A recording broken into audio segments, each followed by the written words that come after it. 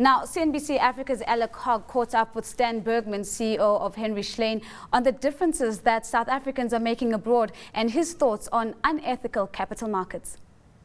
I've seen him at conferences, yeah, but there are a lot of South Africans. Actually, South Africans are all over the world making a difference, whether it's in business or in the social responsibility arena or in the UN system. Now, your story, you grew up in South Africa, you went to Wits, and what took you abroad? We left South Africa in 1975. I'm actually from Port Elizabeth.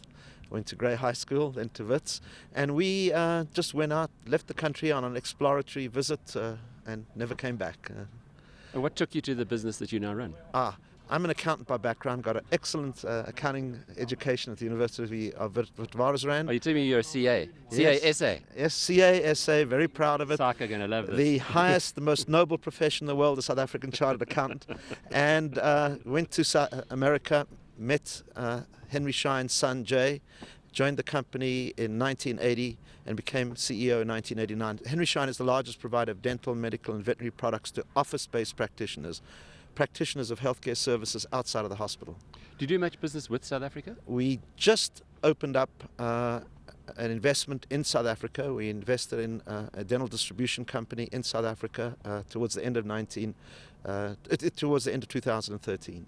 Now, you've been pretty active here in Davos this year. You were on a panel I see yesterday on unethical capitalism. Is it unethical, or can there be ethical capitalism? Well, I guess some people would say. We had a very good discussion. Capitalism is the only real way to generate economic activity and progress. Having said that, like any profession, medical, whether you're a doctor, whether you're an accountant, you got to be ethical. And business people have to be ethical. But are the two not, is it not an oxymoron saying an ethical businessman? Absolutely. What? I'm an ethical business person? I'm the one. Absolutely. The majority, the vast majority of business people are ethical, just like the vast majority of doctors are ethical, accountants are ethical, engineers are ethical. But there are sometimes unethical players in every profession. And yes, they get a lot of attention. And yes, the unethical players are responsible for the collapse of the stock market in the United States in 2008 with the Lehman collapse. I guess that's the problem, isn't it? It's always at the margin where the news is made. Yeah, precisely. It's at the margin where the news is made. And unfortunately, in 2008, it was a marginal little issue that really brought it all down. The whole notion of not understanding fully what these securities were that were being sold, and a lack of regulation that brought the whole thing down.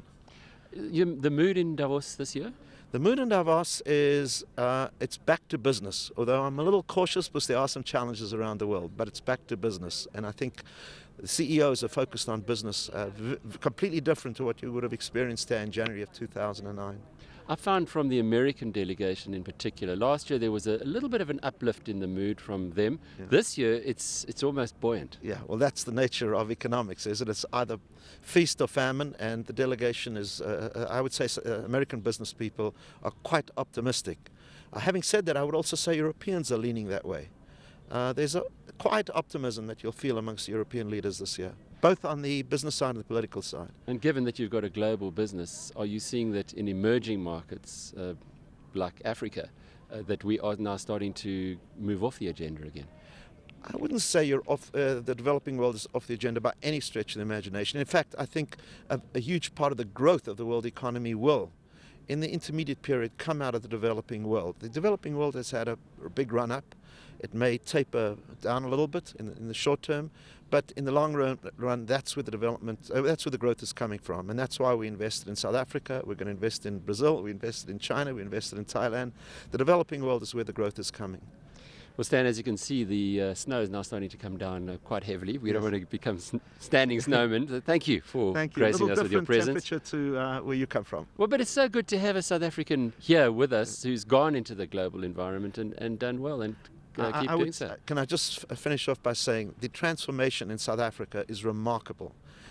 Don't look at the glass as half empty. View the glass as half full, because when you're standing from where I am, you're looking in, it's remarkable. When you're there, you may say, this could be better, that could be better, but it's a remarkable transformation.